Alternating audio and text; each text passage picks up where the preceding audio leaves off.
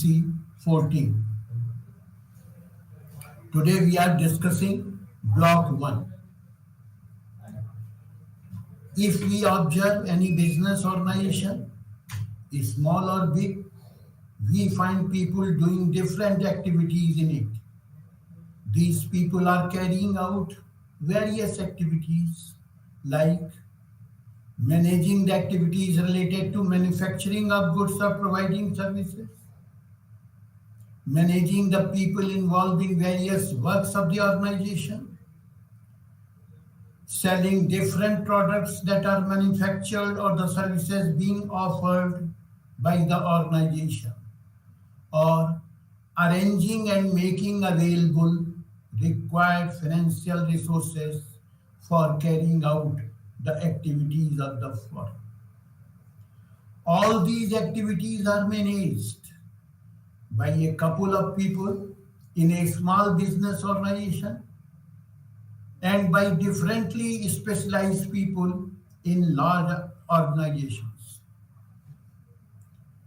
In big organizations, these activities are divided into different functional departments called the production department, human resource department, marketing department, and finance department.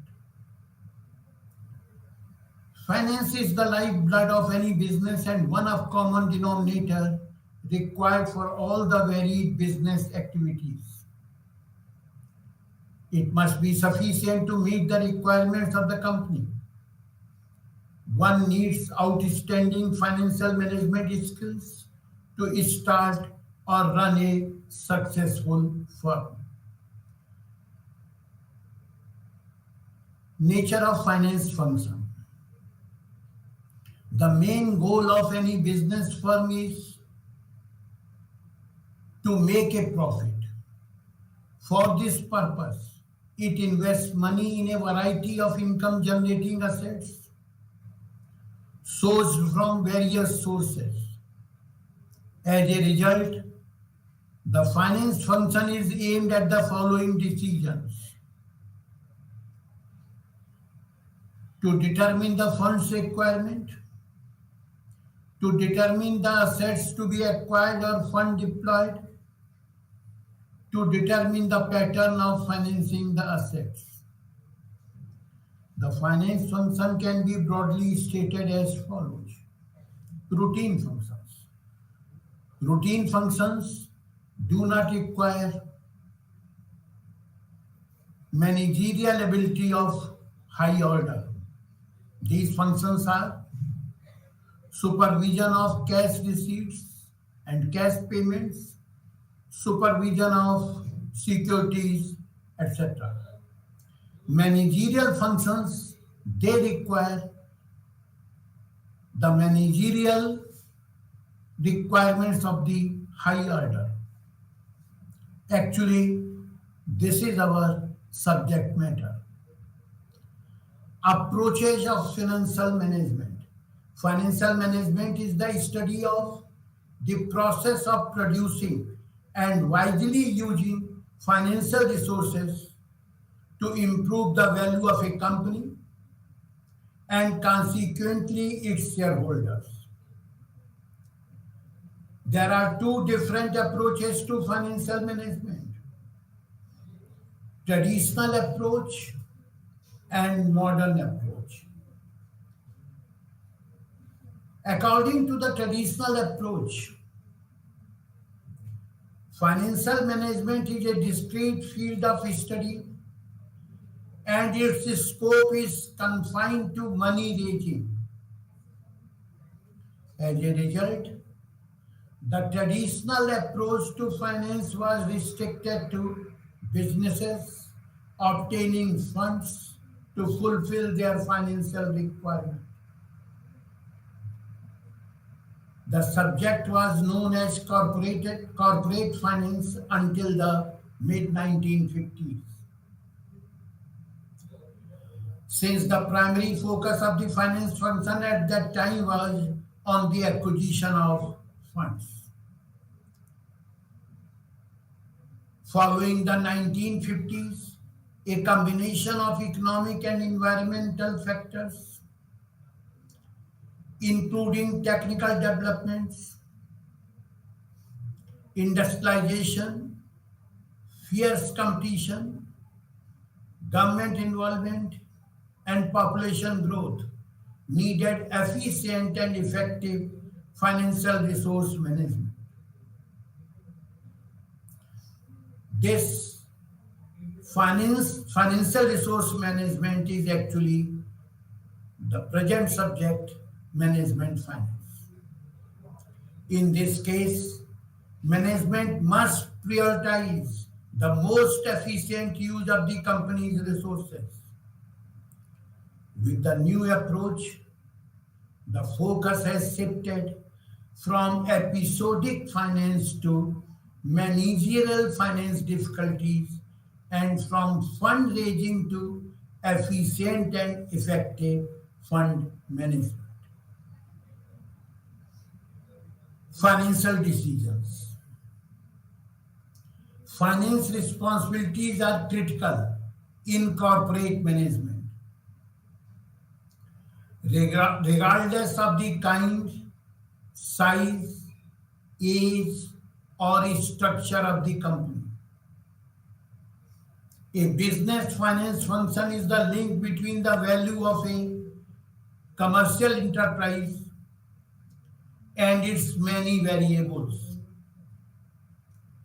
The value of a company enterprise to its owner is its net worth. Net worth means assets minus liabilities. When a company's net worth rises, it can be assumed that the company's value is increasing. The investment, financial condition, and profit distribution of a corporation define its value. Means as a formula, value equal to the combination of I, F, D. I here stands for investment, F, finance, and D, dividend. The corporation's financial activities can be separated into three key decisions: investment, financing, and dividend.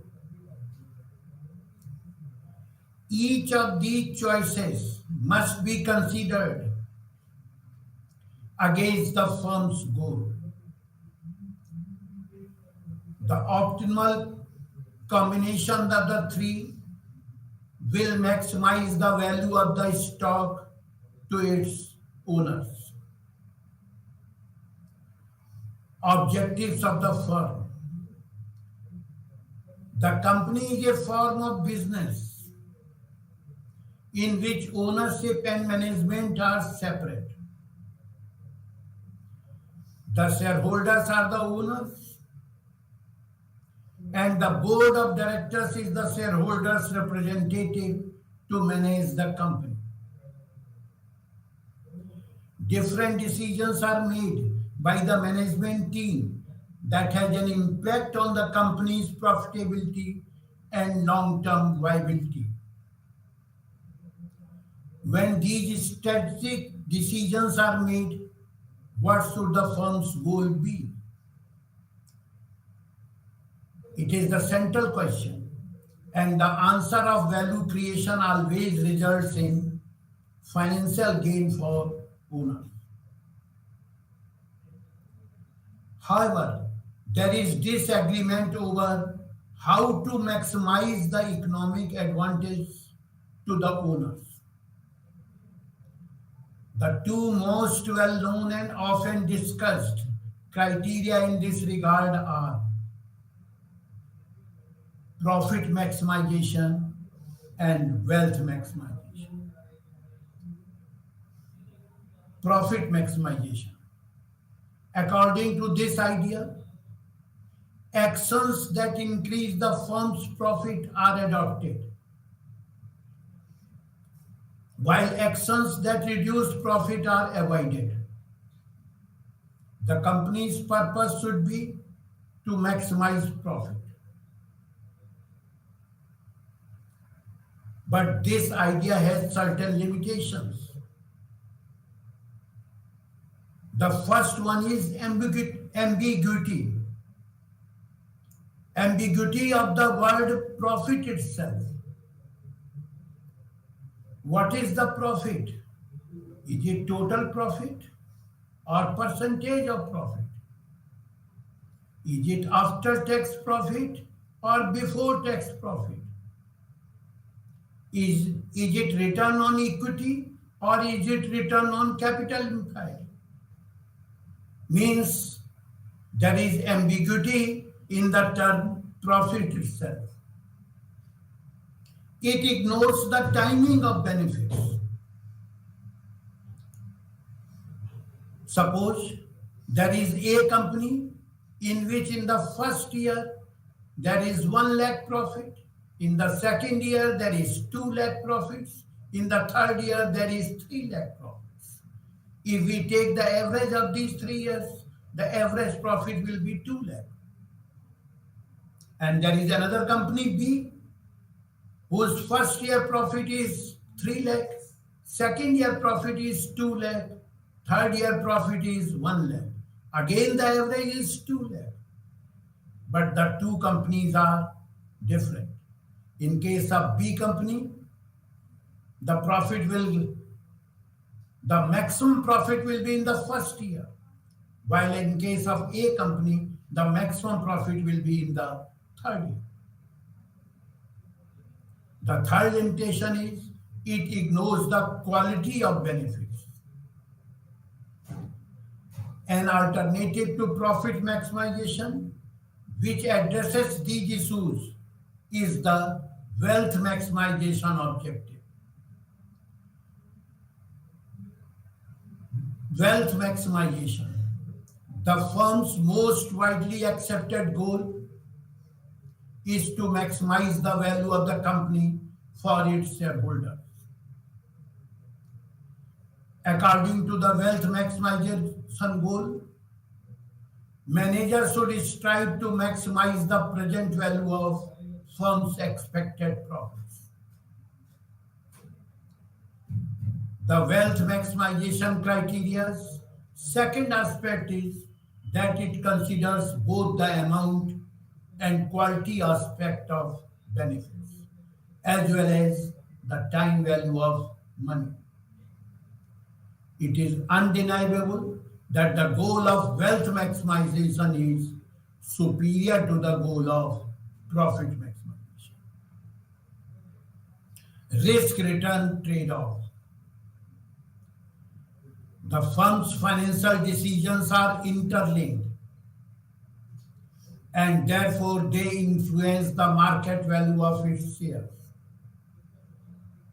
by impacting return and risk.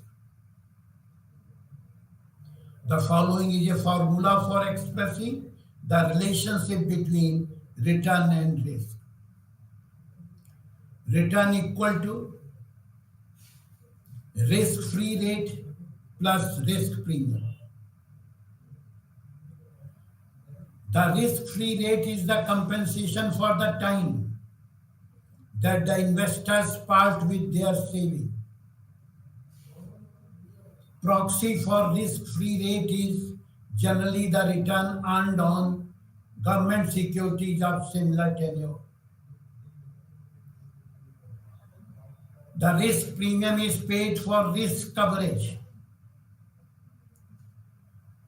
A healthy balance between return and risk should be maintained to optimize the market value of the firm's shares. A risk-return trade-off is a term used to describe such a balance. Financial goals and firm's objectives. A question may emerge in the shareholders' wealth maximization criteria. Is the firm's goal to maximize its wealth? Is there a company that exists solely to serve the interest of its owners? Organization in practice define their vision or mission in terms of technology, leadership, market share, image, employee welfare, and so on. The management serves as both an agent for the owners as well as a trustee for the other stakeholders.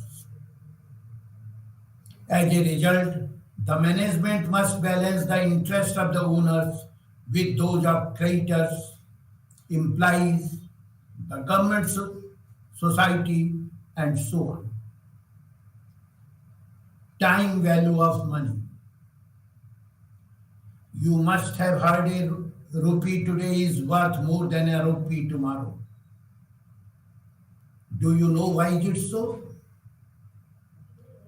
You could invest present 1 rupee in the market and earn a return on this amount. Rupee 1 at the end of a future period will have less purchasing power due to inflation.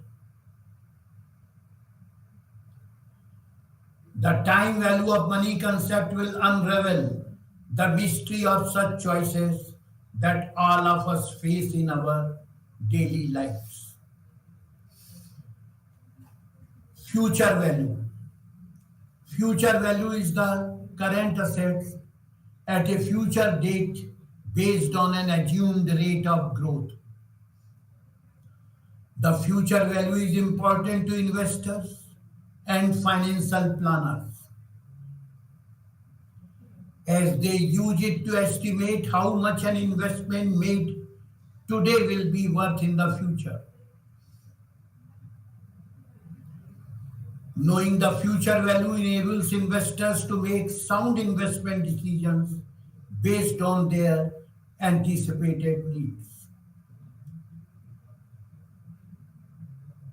There are two types of future value calculations. Number one, the future value of a lump sum is the value of a single deposit like a bank fixed deposit over time. And number two, the future value of annuity is the value of a series of payments like payment of insurance premium at regular intervals over time. The term annuity refers to a series of payments of constant amount. Now, practical calculation of future value. First one, using simple annual interest. If an investment earns simple interest, then the future value formula is future value equal to principal multiplied by 1 plus rate into time. This is actually a simple formula of simple interest. We have got the formula for simple interest, amount equal to principal into 1 plus rate into time. The same formula is here. For example, assume a rupees 1000 investment is held for 5 years in a savings account with 10% simple interest paid annually.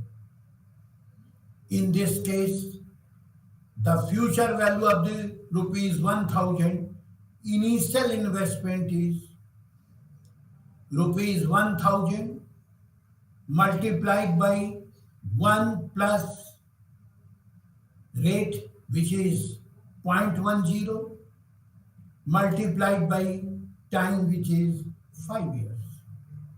And the answer will be rupees 1500.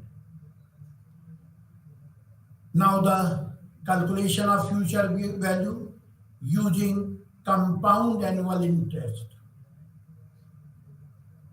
With simple interest, it is assumed that the interest rate is earned only on the initial investment. With compounded interest, the rate is applied to each period's cumulative account balance. In the example above, the first year of investment earns 10% of rupees 1000, that is rupees 100 in interest. The following year, however, the account total is rupees 1100 rather than rupees 1000. So to calculate compounded interest, the 10% interest rate is applied to the full balance for second year, that is 10% of rupees 1100, or earnings will be rupees 110. The formula for the future value of investment earning compounding interest is future value equal to principal amount multiplied by 1 plus interest rate raised to number of years. Again here, this formula is the formula of compound interest. In case of compound interest, we have got amount which has become here future value.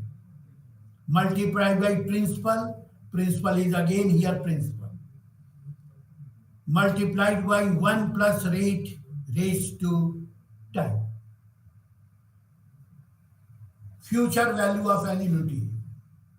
A common use of future value is planning for a financial goal, such as funding a retirement savings plan. Future value is used to calculate what you need to save and invest each year at a given rate of interest to achieve that goal. In general terms, the future value of an annuity is given has the following formula. Future value of annuity equal to A. A means constant periodic flows multiplied by 1 plus R raised to N. R is interest rate and N is duration of annuity, minus 1 and whole divided by rate. Example, if you contribute rupees 2400 every year to a retirement account and want to calculate what that account will be worth in 30 years, you could use the future value of an annuity formula. For this example, you assume a 7% annual rate of return. Future value will be rupees 2400 multiplied by 1 plus rate of return is 0.07 raised to time, that is 30 years, minus 1 and whole divided by 0.7. That is rupees 2400 multiplied by the calculation of this 1 plus 0.07 raised to 30 is 7.612. You can do it with the help of calculator, or even tables are there from where you can find it out. Minus 1 whole divided by 0.7, or rupees 2400 multiplied by 94.461, that is 2,26,000 2706. Means over 30 years, you would contribute a total of rupees 72,000, but because of the time value of money and the power of compounding interest, your account would be worth rupees 2,26,706 with an annual 7% rate of return, or more than 3 times the amount you invested. Present value versus future value. We can also measure the present value of money which is going to be received in future. Using it, you can calculate the worth of something today when you know its value in the future. This process is also referred to as discounting, because for any positive rate of return, the present value will be less than what it is worth in the future. The interest rate used to calculate the present value of a future return, cash flow, is called the discount rate. To illustrate present value, let's take an example. The future value of rupees 1,000 deposited for 1 year into an account earning an annual 2% interest rate is rupees 1,020. The formula we have already discussed. Future value equal to 1,000 multiplied by 1 plus 0.02 raised to 1, that is rupees 1,020. We also know that the present value of that rupees 1,020 is rupees 1,000, because it's what we started with. Or you may say now, present value is the mirror image of future value. Usage of present value. Some common uses for present value include calculating the value of pension annuity payments versus taking a lump sum, determining whether a business owner's investment will meet profit expectations, valuing a business. Time value of money and its significance. The time value of money is very important to all for financial planning, from the decision you make to buy or lease an asset to a financial decision to investment in new equipment. The future value determines the effect of time on money. Using future value and other measures can help you make sound financial decisions. Calculation of time value of money. The time value of money can be calculated in 2 ways.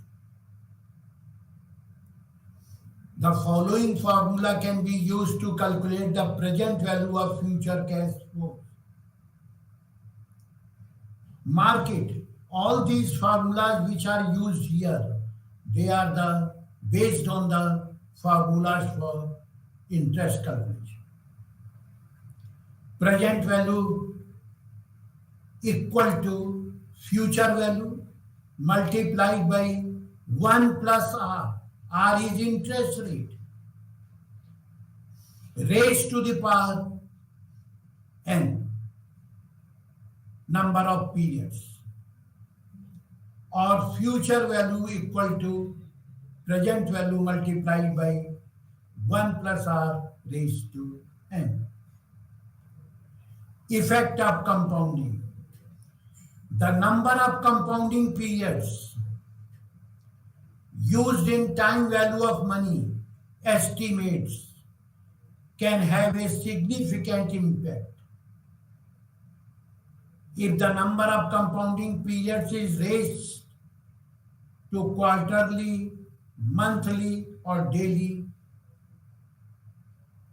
the concluding future value calculation will differ. We have taken one example here. Rupees 10,000 at 10% per annum.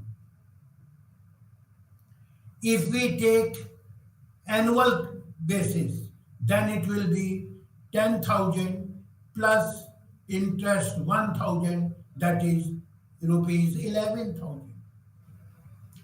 If we compound it quarterly, future value will be rupees 10,000 multiplied by 1 plus 2.5%, means 10% divided by 4 raised to 4 multiplied by 1, the answer will be rupees 11,038. Monthly compounding, future value will be rupees 10,000 into 1 plus 10% divided by 12, because here there are 12 installments, raised to the power 12 multiplied by 1, and the answer will be rupees 11,047. Daily compounding, future value will be rupees 10,000 multiplied by 1 plus 10% divided by 365, the number of days in a year, raised to 365 multiplied by 1, the answer will be rupees 11,052. You may see the difference. If it is compounded annually, 10,000 will be only 11,000. Compounded quarterly, it will be 11,038. Compounded monthly, it will be 11,047. Compounded daily, it will be 11,052. This demonstrates that the time value of money is determined not just by the interest rate and time horizon, but also by the number of times the compounding computation are performed each year. The time worth of money is a key concept in determining net present value, compound annual growth rate, CAGR, internal rate of return, IRR, and other financial calculations. Financial decisions, time value of money. The discounted cash flow analysis, which is one of the most common and prominent approaches for appraising investment proposals, is based on the time value of money. It is also a necessary component of financial planning and risk management. It would be quite difficult to find a single key sector of finance that is not touched by the time value of money in some way. First one is investment decision. Investment decision involves current cash outlay for an expected stream of cash inflows in the future. For example, investment in a machine. Financing decision. When a business, the financing decision is actually finding out the source for the investment which we have made. As I have given you example, investment in machine, from where the machine will be financed, this is financing decision. When a business issues a debenture, it receives immediate cash flow. At the end of each year, interest payments cash outflows are due. The debenture amount is redeemed after the period. These cash flows cannot be compared because they occur at separate times. Funding the discounted value means present value of interest payments and the redemption value is used to calculate the time value of payment. Means we will calculate the present value of interest payments and also the present value of final payment. And the total of these two will be compared with the present outflow.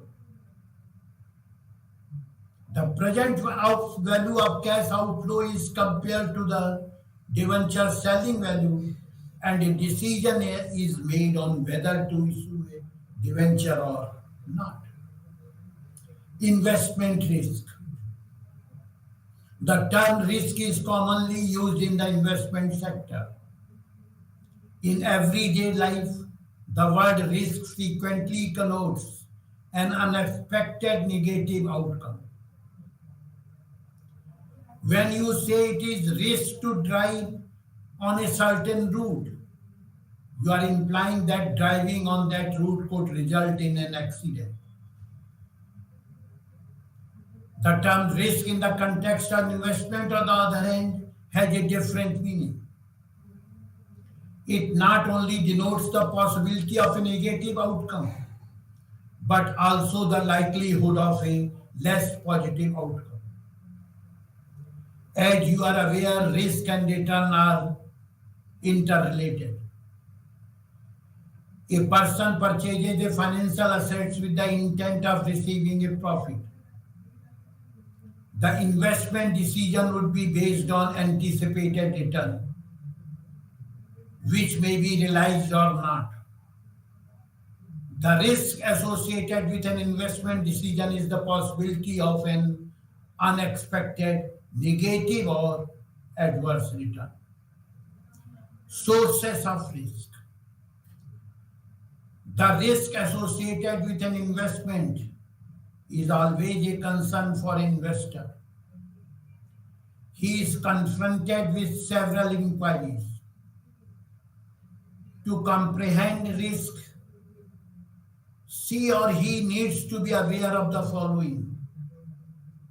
Number one, what makes investment risky?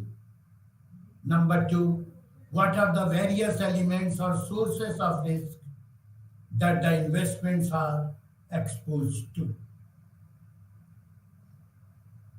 Various types of risk. Market risk. Even though the company's earnings do not change, market price of investment, particularly equity shares, may fluctuate in a short period. You will see in the share market, prices change in every minute, or you may say in every second. The causes for this pricing change could be several. The market price of equity shares are affected by a variety of social, political, economic, and firm-specific events. Another aspect that influences market prices is market psychology. Interest rate risk. The interest rate influences the return on securities in a variety of ways. Because investors always compare risk-free return with expected return on investment. It has an impact on the expected or required rate of return. Inflation risk. Inflation risk is the variability in the total purchasing power of an asset.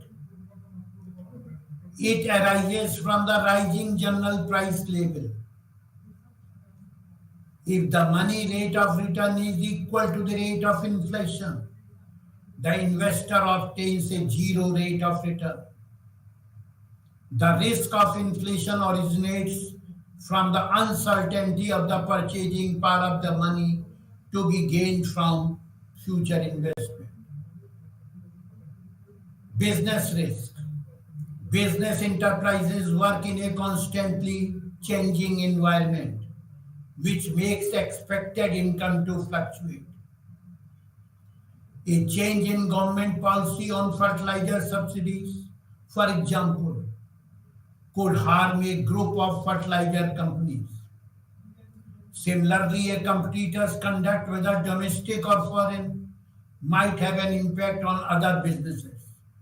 It might be difficult to determine if a company risk is systematic or not. Financial risk. When the company capital structure includes debt, financial risk occurs. That creates a fixed liability which increases the income variability available to equity stockholders, and it is not always a negative thing. It will boost profitability when the company performs well, and stock investors receive a higher return than would otherwise be available. Management risk. Management risk is the portion of total return variability caused by managerial actions in companies where the owners are not the managers. Regardless of how experienced the management team is, there is always the risk of making a mistake or making the wrong decision. Management errors are the primary causes of management risk, component of overall investors' risk. Liquidity risk. The inability of seller to sell assets without offering price reductions and commissions is known as liquidity risk. It is simple to rate assets based on their liquidity.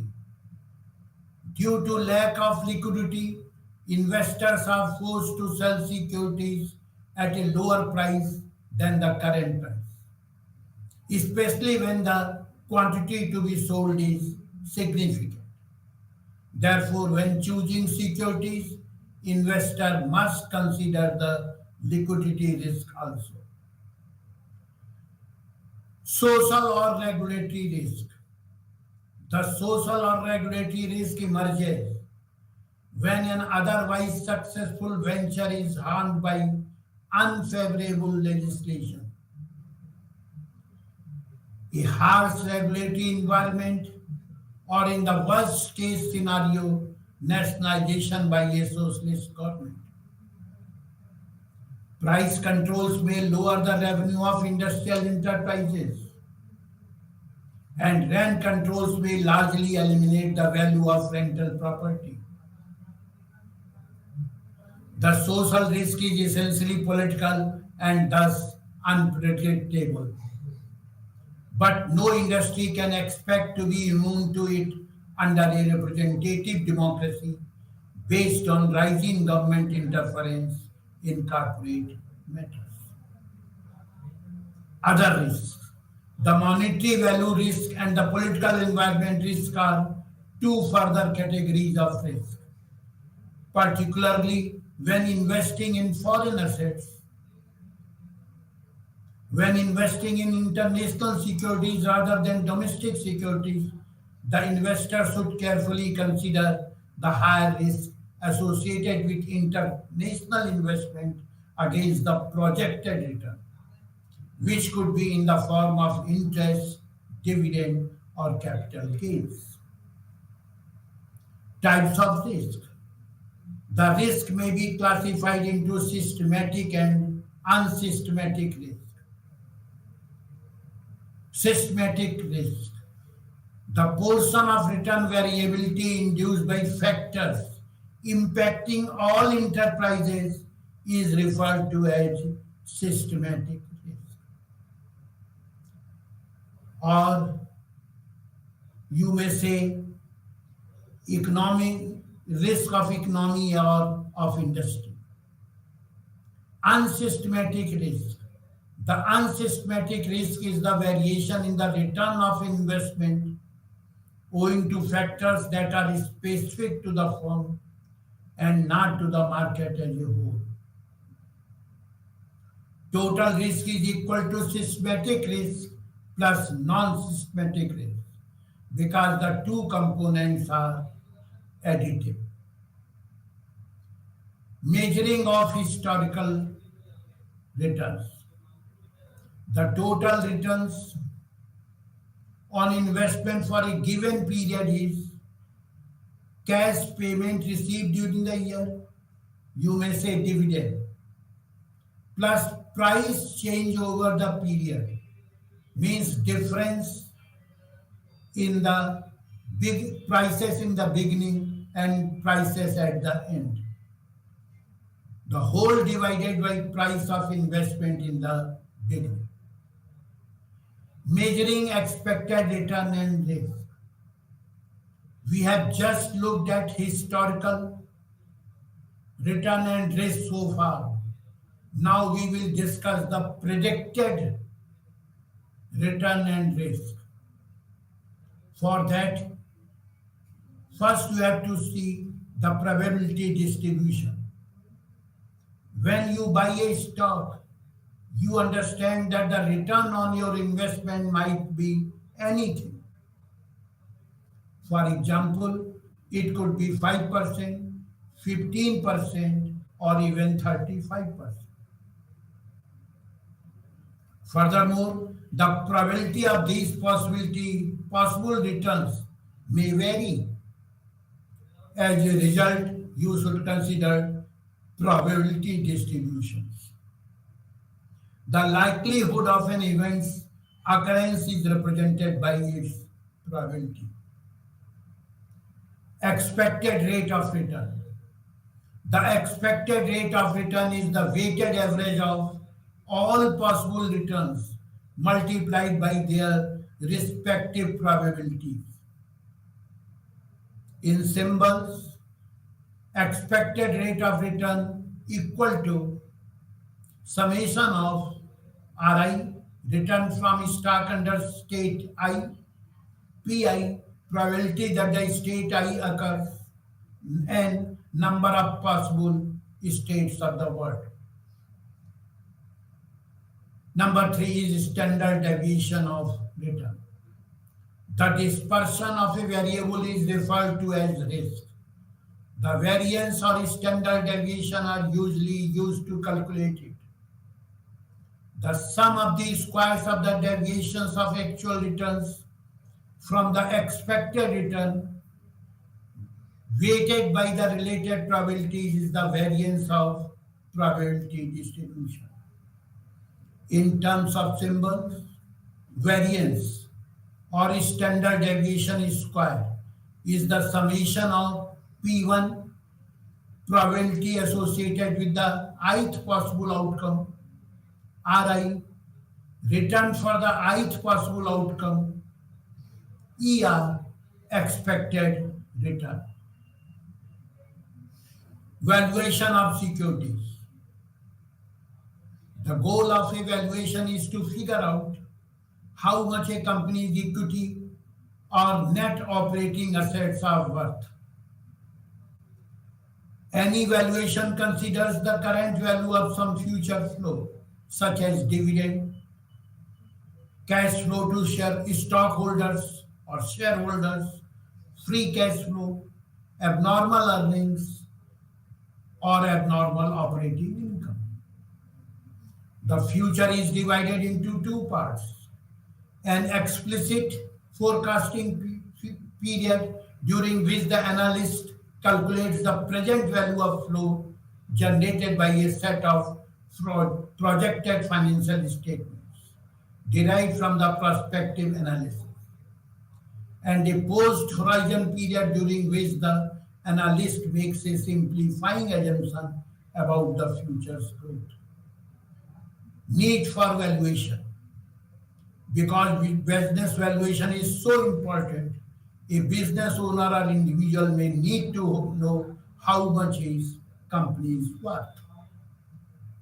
various expression of values. Fair market value means the value at which property would change hands or ownership is fair market value. Book value, net worth.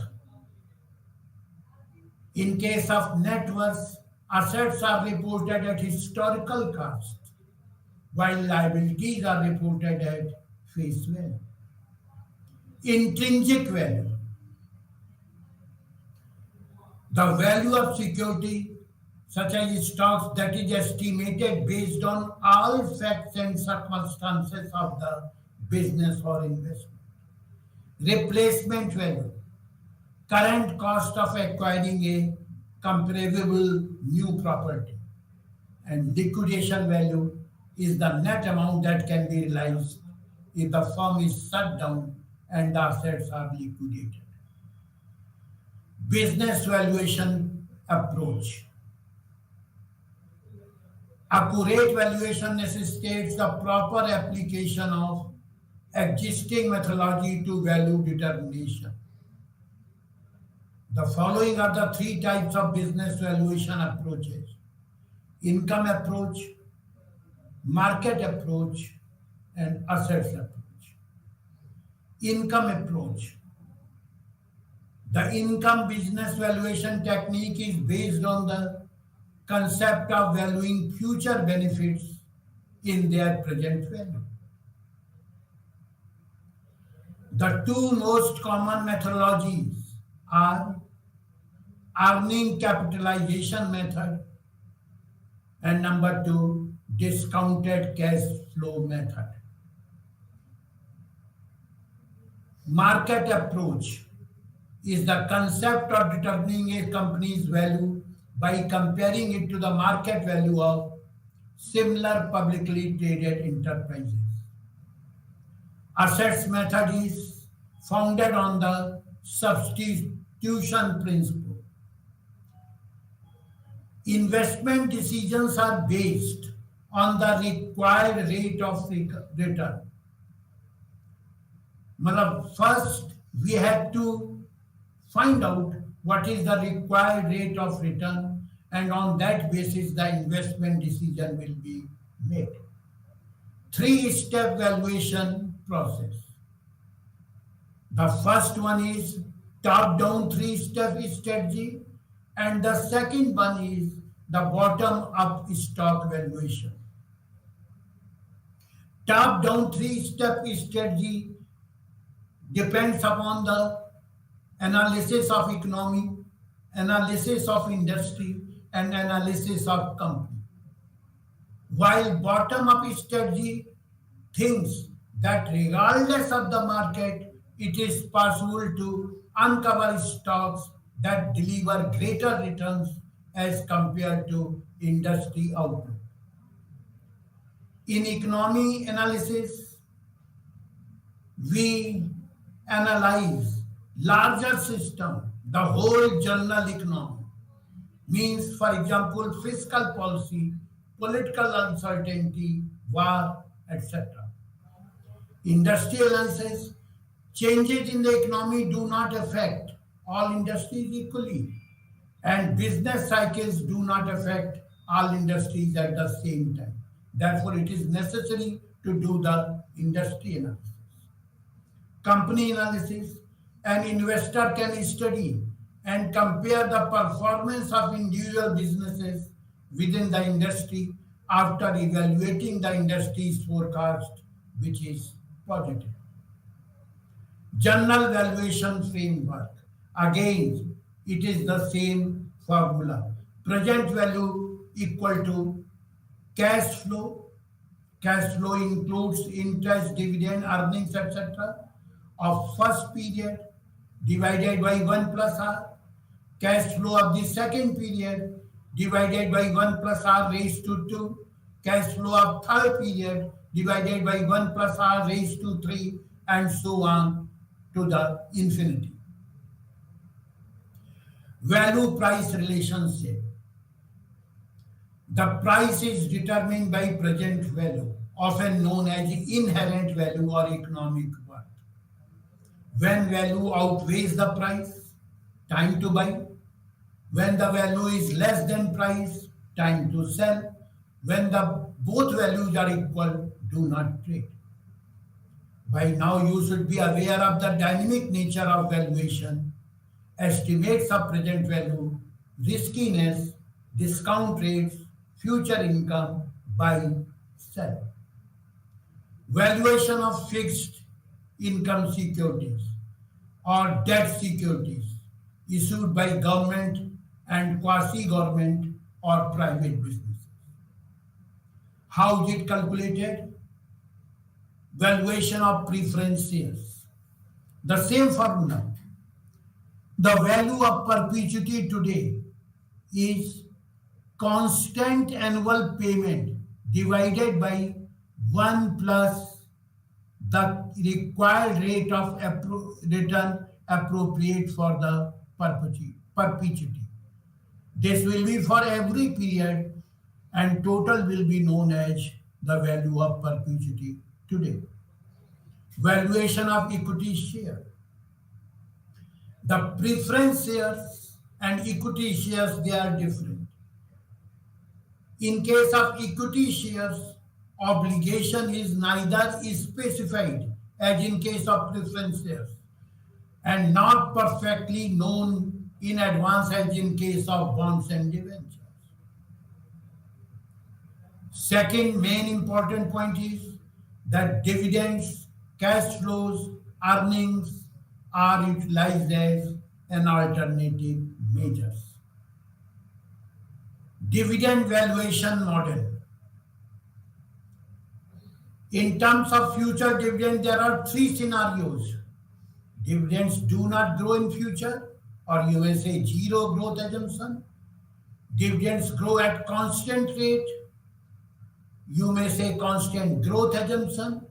Dividends grow at varying rates in future periods, that is multiple growth assumption. PE, profit earning approach to equity valuation. The PE methodology, unlike the dividend capitalization model, is relatively straightforward and commonly used in the stock market. The price earning model is a far more straightforward and practical valuation methodology. The stock price is calculated using this methodology as the product of predicting earnings and the stock's regulated PE ratio.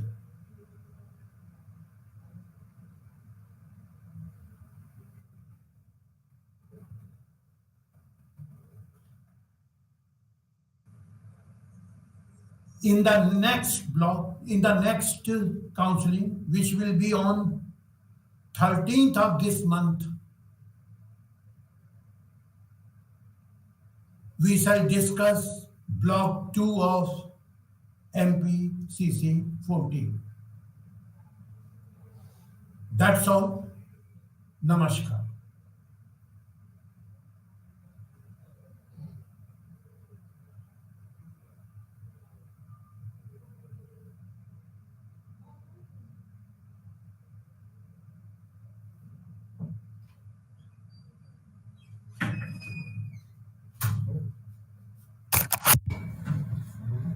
हाँ, block 2 बोल दिया।